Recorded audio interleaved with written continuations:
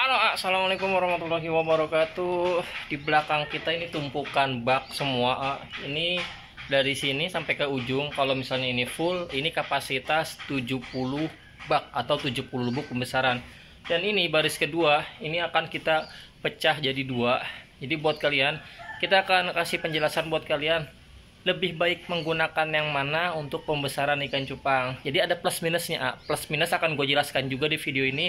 Tapi sebelum kita nonton lebih jauh lagi, kalian jangan lupa subscribe channel YouTube kita dan jangan lupa follow Instagram kita di calon_cuan, karena di situ kita promo untuk harga gocapan. Gocapan doang lu bisa dapat genetik yang benar-benar enak, duduk paten. Harga mulai gocap. Lu kalau misalnya di breeding, dua kali di breeding aja, satu kali breeding anaknya jadi 300 ekor. Kalau misalnya 300 ekor kita ambil setengahnya 150 ekor. Kalau 150 ekor kita ambil setengahnya lagi 75 ekor yang bisa dijual. Gak usah jauh-jauh, dikali aja partaiannya 15.000 udah ketahuan 1 juta. Kalau 2 bulan, 1 bulan bisa di breeding 2 kali udah ketahuan 2 juta. Modal gocek, modal 50.000 bisa dapat 2 juta cuan dalam 4 bulan. Kalau misalnya berapa lubuk, nah kali misalnya ada 70 lubuk, berapa juta tuh bisa dapat. Makanya follow sekarang calon_cuan, karena di situ ikan ajib-ajib banget. Kita langsung ke penjelasan. Nah, kalau sekarang gue pakai bak ini bak bulat. Jadi kalau di sini, kalau kalian lihat kan gue pakai pembesarannya bak bulat. Nah, kenapa gue pakai bak bulat? Efisiensi lahan, karena efisiensi lahan itu bak bulat bisa ditumpuk. Jadi plusnya itu kita bicara plusnya dulu. Plusnya bak bulat seperti ini diameter dari sini, diameter lingkaran ini 50 cm, 50 sampai 60 lah. Gue nggak pakai meteran, tapi sekitar 50 sampai 60 cm. Nah, plusnya itu kalau misalnya pakai bak seperti ini, kita lebih mudah untuk kontrol ikannya ya. Yang pertama, lebih mudah kontrol ikan. Kenapa? Karena dia ruangannya nggak terlalu luas. Terus yang kedua, kalau misalnya kita mau nyipon, kita tinggal semprot aja airnya. Kita tinggal semprot airnya aja seperti ini, nanti dia muter. Nah, secara otomatis ketika airnya muter, nanti kotorannya akan numpuk di tengah.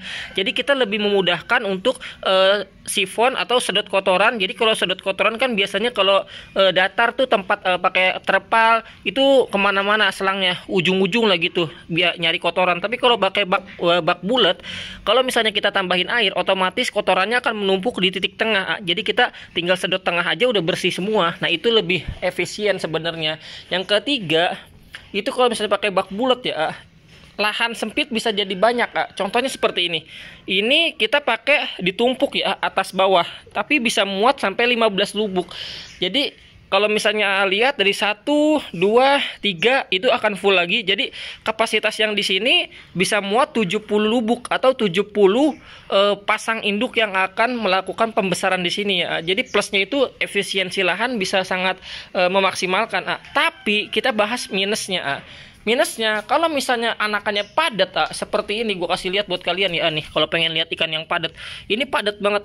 Ini udah gue siapin akan kita pecah dua ya. Jadi kalau misalnya kalian lihat, ini dari ujung sampai ke sini, ini padat banget. Ini lebih dari 500 ekor anakan.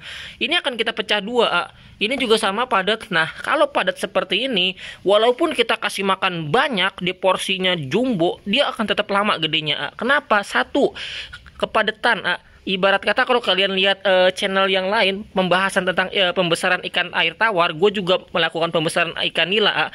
Ikan nila itu gue pakai D3, kolam D3 itu maksimal di 700 ekor atau 750 ekor. Kalau misalnya sampai 1000 ekor ke atas, itu dia bakal lama gedenya, walaupun pakannya juga protein yang tinggi. Kenapa? Karena kepadatan. Kadar oksigen juga pasti berkurang yang di air itu. Nah, sama di ikan cupang seperti itu. Kalau ini kepadatan, nanti dia akan mengalami kekurangan oksigen yang larut di dalam air, itu bisa berpengaruh pada pertumbuhan ikan. Makanya jangan sampai kepadatan seperti ini. Ini akan kita pecah dua. Terus yang kedua, minusnya apalagi kalau pakai bak kulkas, pakai bak ini, pakai bak bulat. Jadi yang pertama kepadatan, jadi nggak bisa padat. Dia maksimal di bak ini tuh 250 ekor. Jadi kalau misalnya ini ada 500 ekor, kita pecah jadi 2 bak. Tapi kalau misalnya 250 ekor maksimal nggak masalah. Tapi kalau misalnya di atas 250, ini wajib kita pecah dua ya. Yang kedua, minusnya itu apa? Kalau misalnya kalian lihat, ini kan ditumpuk nih. Pakai atas bawah. Minusnya itu kalau misalnya ini burayak ya, burayak ini misalnya sakit, kalau misalnya kita percikan airnya masuk ke bawah, kalau misalnya ditumpuk ya, ini dia bisa nular. Jadi bisa nular.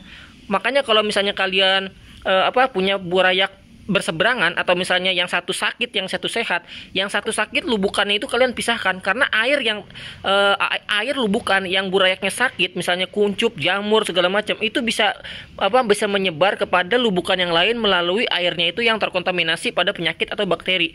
Makanya kalau dempet seperti ini, resikonya kalau misalnya ada yang satu sakit itu harus langsung dipisahin. Jangan sampai airnya itu masuk ke air yang sebelahnya, karena bisa menularkan penyakit.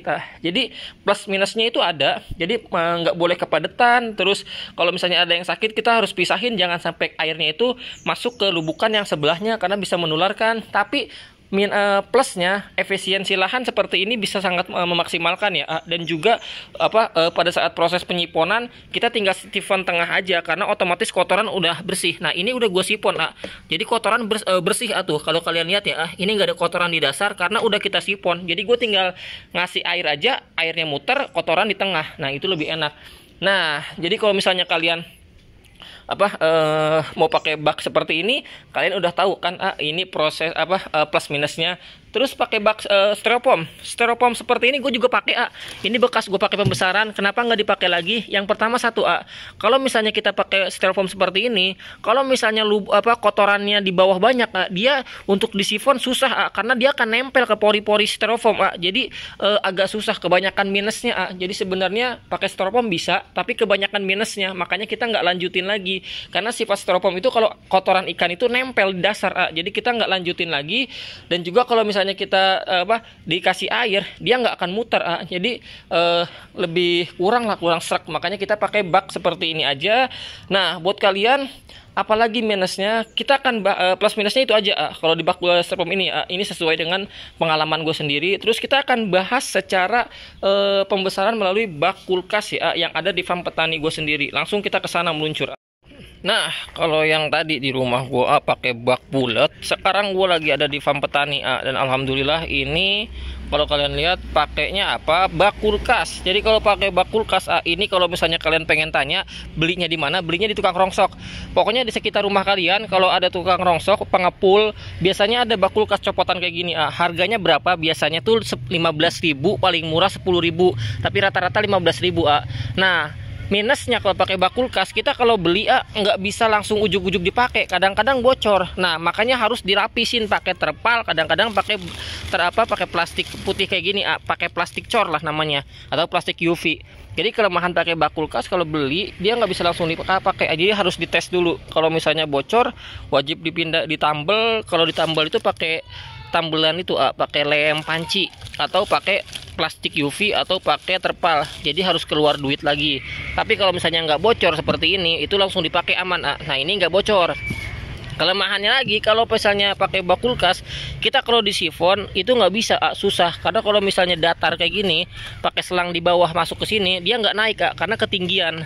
Jadi ketinggian, kalau misalnya disifon dia nggak bakalan bisa ketinggian, kecuali kalau misalnya bak kulkasnya ditaruh di atas seperti itu. Jadi selangnya taruh di bawah, dia di atas bisa, karena dia walaupun tinggi ke atas 50 cm, tapi dia selang bawahnya itu ada di bawah, jadi bisa. Tapi kalau misalnya kayak gini, dia nggak bisa disifon karena ketinggian ininya.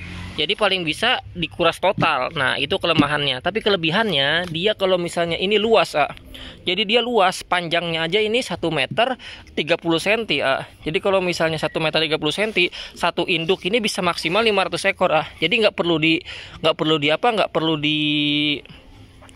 di tebar jadi 2 lubuk, karena memang ini udah luas seperti ini.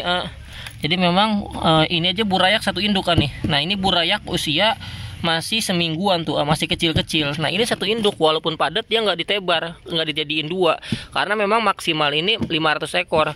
Tapi kalau pengen aman 400 ekor. Kenapa? Karena biar nggak kepadatan banget. Jadi 400 ekor itu dia nanti gedenya rata seperti itu. Jadi ada plus minusnya lah. Udah gitu, kalau pakai bak kulkas, dia kalau lahan agak kecil, dia nggak bisa dimaksimalin. Jadi nggak bisa ditumpuk atas. Jadi kalau misalnya kalian lihat kan, kalau pakai bak itu di sela-sela ini bisa ditumpuk 2, ditaruh di tengah-tengahnya ini. Tapi kalau bak kulkas nggak bisa, paling bisa dimiringin.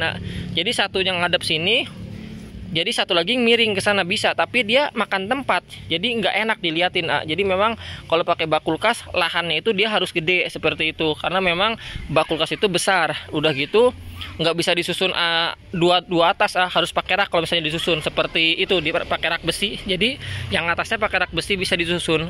Jadi memang pembesaran itu ada plus minusnya. Jadi kalian tinggal pilih aja. Tapi kalau gue sendiri pakai bak kulkas, tapi rencananya gue mau beli bak kulkas juga, mau pakai bak kulkas juga. Kenapa? Karena memang yang di atas farmnya itu nanti bulan besok udah nggak bisa memenuhi kuota, karena di farm gue di atas itu maksimal 150 bak, sedangkan yang gue ngebreed sekarang udah hampir 100 lubuk. Jadi bulan besok udah hampir 200 lubuk, udah nggak cukup, Jadi gue mau pakai bak kulkas untuk ditaruh di depan. Jadi nanti kalau di depan itu pakai bak kulkas, tapi nanti ketika burayak udah banyak lagi, gue akan bongkar lagi yang ada kolam nilanya. Di depan ada 2, jadi itu akan dikasihin kolam ikan cupang lagi. Jadi kita akan ngebreed total sekali 500 pasang dalam kurun waktu 2-3 bulan kemudian, 3 bulan ke depan lah. Jadi mumpung ada umur, ada rezeki, semoga kita dikasih umur yang panjang. Buat kalian yang lagi nonton, pokoknya gue doain buat kalian lagi nonton, semoga sehat selalu, dilancarkan rezekinya, dilancarkan usahanya.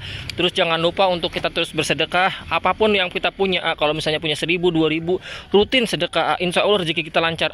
Jadi memang sedekah itu bisa memperlancar rezeki. Buat kalian yang udah menikah juga paling utamain dulu istri. Jadi biar biar kebahagiaan istri nanti juga perlancar rezeki suami juga. Jangan lupa ada rezeki kasih ke orang tua. Kalau nggak ada orang tua udah meninggal, kirim Al-Fatihah ataupun bersedekah untuk atas sama orang tua. Jadi kita juga harus bisa memaksimalkan. Jadi ikhtiar perlu, doa juga perlu, dan salah satu perancananya bisa sedekah dan juga bisa untuk yang lainnya. Jadi terima kasih buat kalian yang udah tonton. Sehat selalu. Wassalamualaikum warahmatullahi wabarakatuh.